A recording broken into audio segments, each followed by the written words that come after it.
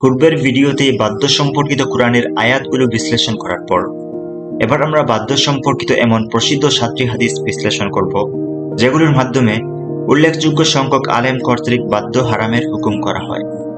আমরা দেখানোর চেষ্টা করব যে এই হাদিসগুলো সহিহ কিনা এবং এগুলো দিয়ে বাদ্য হারামের দলিল পেশ করা উপযুক্ত কিনা। প্রথম হাদিস, সহিহ বুখারীতে রাসূল সাল্লাল্লাহু আলাইহি ওয়াসাল্লাম বলেছেন, লা ইয়াকুনান্না মিন উম্মতি আকওয়ামুন ইয়াস্তাহিল্লুনা আল-হিররা ওয়াল-হারিরা ওয়াল-খামরা ওয়াল-মাআজিফা। অর্থাৎ আমার উম্মতের মধ্যে এমন এক দল আসবে যারা ব্যভিচার, রেশম, মদ্যপান এবং বাদ্যযন্ত্রকে হালাল করে নিবে। হাদিস নম্বর 5590। বুখারীতে উল্লেখিত থাকা সত্ত্বেও এই হাদিসটি নিয়ে কথা রয়েছে, যেজন্য হাদিসটির মাধ্যমে বাদ্য হারামের দলিল দেয়াকে অনেক আলেম প্রত্যাখ্যান করেছেন। কারণ হচ্ছে হাদিসটি মুআল্লাক, মুত্তাসিল নয়। এই সনদ বিচ্ছিন্নতার কারণে ইবনে হাজম হাদিসটি প্রত্যাখ্যান করেছেন। তিনি আরো কিছু কারণ উল্লেখ করে বলেন, হাদিসটির সনদ ও মতন সমস্যামুক্ত নয়, তাই হাদিসটির দিয়ে বাদ্য হারাম সাব্যস্ত করা পরিভুক্ত নয়।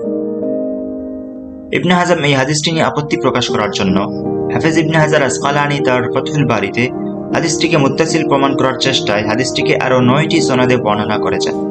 কিন্তু আসকালানির এই সনদগুলোর প্রতিটিতেই আবার হিশাম ইবনে আম্মার নামে এমন একজন রাবী আছেন যার ব্যাপারে অনেক ইমামের আপত্তি রয়েছে, যার সেই 9টি সনদগুলোকেও সহিহ সনদ বলা যায় না। হিশাম ইবনে আম্মারকে নিয়ে যেই আপত্তিগুলো রয়েছে সেগুলোর 8টি আপত্তি উল্লেখ করছি। 1. যার সম্পর্কে আবু দাউদ বলেছেন তিনি 400 হাদিস বর্ণনা করেছেন যার কোনোটির ভিত্তি নেই। 2. ইমাম আহমদ বলেছেন তিনি কিছুটা অমনোযোগী ছিলেন। 3. ইমাম জাহাবি বলেছেন তিনি সত্যবাদী হলেও প্রচুর মুনকার হাদিস বর্ণনা করেছেন। 4. আবু হাতিম ও ইবনে সাইয়ার বলেছেন তিনি সত্যবাদী হলেও পরবর্তীতে তার এই অবস্থান বজায় থাকেনি। এক পর্যায়ে এমন অবস্থা হয়েছে যে তার কাছে হাদিসের নামে যাই আসতো, যাচাই বাছাই ছাড়া তিনি সেগুলোকে হাদিস হিসেবে গ্রহণ করে নিতেন। 5. ইমাম নাসাই বলেছেন তার ব্যাপারে তেমন আপত্তি নাই, অর্থাৎ কিছুটা আপত্তি রয়েছে। 6. ইবনে হিব্বান বলেছেন তিনি ভুল করতেন, সনদ উল্টাপাল্টা করতেন এবং হাদিস বর্ণনার জন্য পারিশ্রমিক নিতেন। 7. ইমাম ইয়াহিয়া ইবনে মুঈন বলেছেন তার ভুল অনেক। 8. হাফেজ ইবনে হাজার আসকালানি তার হাদিস সারি কিতাবে হিশাম ইবনে আম্মারের বিষয়ে সমালোচকদের সমালোচনা উল্লেখের পরে ইমাম বুখারীর পক্ষে বলতে গিয়ে লেখেন, ইমাম বুখারী তার বুখারীতে হিশাম ইবনে আম্মার থেকে কেবলই 2টি হাদিস উল্লেখ করেছেন। এই মাত্র 2টি হাদিস উল্লেখ করা প্রমাণ করে ইমাম বুখারী হিশাম ইবনে আম্মার বিষয়ে সংযত ছিলেন। এগুলো ছিল 8 আপত্তি। আল্লামা ইবনে হাজার আসকালানি 9টি সনদ যেখানে হিশাম ইবনে আম্মার রাবী হিসেবে ছিলেন সেগুলো ছাড়া আরেকটি সনদে বুখারীর উক্ত হাদিসটি নিয়ে এসেছেন তার তাকলিক আত-তারহিব কিতাবে। সেই সনদেও এমন একজন রাবী আছেন যিনি রাবী হিসেবে হিশাম ইবনে আম্মার থেকেও বেশি দুর্বল। তিনি হলেন মালিক ইবনে আবু মারিয়াম। ইবনে হাজম এই মালিক ইবনে আবু মারিয়াম সম্পর্কে বলেন তিনি আসলে কে তার কিছুই জানা যায়নি। ইমাম জাহাবি বলেছেন তিনি মাজহুল বা অজ্ঞাত লোক। বাদ্য সম্পর্কিত 2 নম্বর হাদিস, ইবনে উমর রাদিয়াল্লাহু আনহু থেকে বর্ণিত, নিশ্চয়ই আল্লাহ তাআলা মদ, জুয়া, কুবা ও গুবাইরা তথা বাদ্যযন্ত্র হারাম করেছেন। এই হাদিসটি ইবনে আব্বাস রাদিয়াল্লাহু তাআলা আনহু থেকেও বর্ণিত হয়েছে, তবে তার বর্ণিত হাদিসের শেষ বাক্যে অতিরিক্ত আছে যে আর নেশা উদ্রেককারী প্রত্যেক জিনিসই হারাম। ইবনে উমর ও ইবনে আব্বাসের এই হাদিসটির সনদ ও অর্থ দুটো নিয়েই কথা রয়েছে। সনদ নিয়ে কথা হলো, ইবনে উমরের হাদিসটির সনদে একজন রাবী আছেন ওয়ালিদ ইবনে আবদা। তার সম্পর্কে আবু হাতেম রাজি বলেছেন সে একজন অজ্ঞাত লোক। আল মুনজিরি বলেছেন ইবনে উমরের হাদিসটি মালুল। আর ইবনে আব্বাসের হাদিসের সনদে একজন রাবী আছেন ইবনে বাজিমা। তার সম্পর্কে ইমাম আহমদ বলেছেন তিনি নির্ভরযোগ্য হলেও কিছু বিষয় থেকে যায় এবং শিয়া মতের দিকে তার ঝোঁক ছিল। অর্থগত বা কুবা ও গুবাইরা নিয়ে অর্থগত কথা হলো, কুবার অর্থ বাদ্যযন্ত্র করা হলেও ইবনে আরবি অনুবাদ করেছেন পাশা খেলা হিসেবে। একইভাবে আল খাত্তাবি ও আবু ওবায়দ গরিবুল হাদিস গ্রন্থে বলেছেন ইয়েমেনের ভাষায় কুবা শব্দের অর্থ হলো পাশা খেলা। আর গুবাইরার অর্থ বাদ্যযন্ত্র করা হলেও কেউ কেউ করেছেন নাবিজ তথা এক প্রকার মদ হিসেবে। ইবনে আসির তার আন নিহায়া গ্রন্থে এমনটাই উল্লেখ করেছেন। তাছাড়া কুবা ও হুবাইরাকে পাশা খেলা ও নাবিজ অর্থে বিবেচনা করলে হাদিসের সামগ্রিক অর্থ আরো প্রাসঙ্গিকতা পায়, কারণ হাদিসের প্রথম দিকে মদ জুয়ার কথাই এসেছে। তা ইঙ্গিত করছে কুবা ও হুবাইরা নেশাজাতীয় খেলা ও নাবিজি হওয়ার সম্ভাবনা বেশি। আর এজন্যই হাদিসটি শেষ হয়েছে এই কথা দিয়ে যে, আর নেশা উদ্রেককারী প্রত্যেক জিনিসই হারাম। 3 নম্বর হাদিস।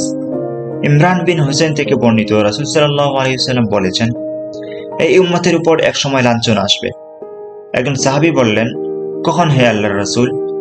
তিনি বললেন, যখন বাদ্যযন্ত্রের প্রচলন ঘটবে। এই হাদিস সম্পর্কে ইমাম তিরমিজি বলেছেন, এই হাদিসটি হচ্ছে গরীব হাদিস। 4 নম্বর হাদিস।